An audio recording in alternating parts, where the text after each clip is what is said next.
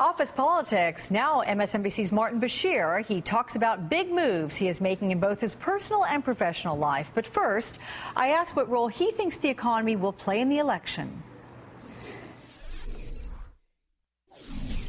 It's a weird thing, you know, Alex. People keep telling me it's about the economy, and that's in the present. But I've always felt that big elections are also fought on the future. What's your vision? What are you proposing for the country? And when you look and try and scrutinise what Mitt Romney's proposing for the nation, if you actually look at it carefully, scrutinise it and analyse it, I'm not convinced that the vast majority of people in this country would ever benefit.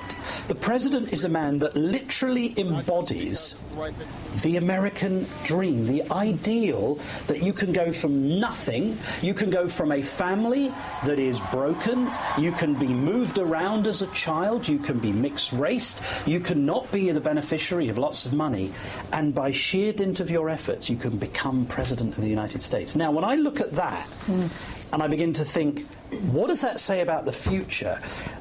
You look at the economy and you say, yes, things are difficult, but we've just had the worst recession since the Great Depression. We've had a global meltdown. Yeah. A lot of that's got nothing to do with this president. But when you look at what they stand for and how they point to the future, there's at this moment a kind of fight, isn't there, in the consciousness of America. Do you want a country that's entirely unencumbered and free, that can release people's talent so that they can achieve great things? That's one thesis. On the other hand, do you want to live in a country that does account for those who can't make that step for themselves? And so there's this tension, and it's existed for forever, you know, between whether we help those who are in need or whether we decide to focus all of our attention on those who are able and capable to go and do great things. Going to sleep in at all with this new time zone? So it's just going to give you more time to do things like office politics. Yeah, with you. Extra hour aside in your day. No, I mean, look, I think the network is growing, and at this point, in terms of broadcasting and media, we probably are one of the few places in this country that's even able to experiment with this kind of thing and grow. There are not many places that are. Most of the colleagues that I've left in other broadcasting companies have seen all of their staffs reduced and a reduction in investment. What have you learned about American television in the time that you've been here? I mean, owning this show. The things that I've learned doing this show, it's been like a postgraduate degree in political history. I think also the other thing that we've tried to bring out is that democracy is a precious, precious thing, but it has to be expedited in a way that's fair.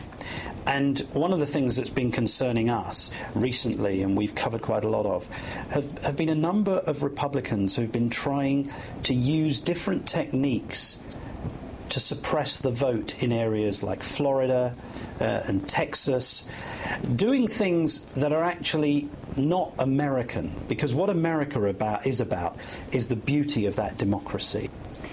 When you're not working on your show, I know one thing that's happening in your life, that gorgeous girl there is getting That's Phoebe. married. Yeah. So what's all that about? And are you comfortable becoming a father-in-law? It's tough, isn't it? She's only 21. I was 22 when I got married, so I was quite young as well. And we just celebrated recently our 26th wedding anniversary. Bravo. Yeah. Phoebe has just graduated in psychology and neuroscience, and she met someone at university. They fell in love. They've been in a relationship for over 2 years, and they really want to make this commitment to each other. So the wedding's on the 21st of July in England, and I will be walking her up the aisle, which will be extremely painful for me, because I found the whole thing very, very difficult to come to terms with, because she's, you know, I've got 3 children, and the idea of handing over my little girl, kind of tough.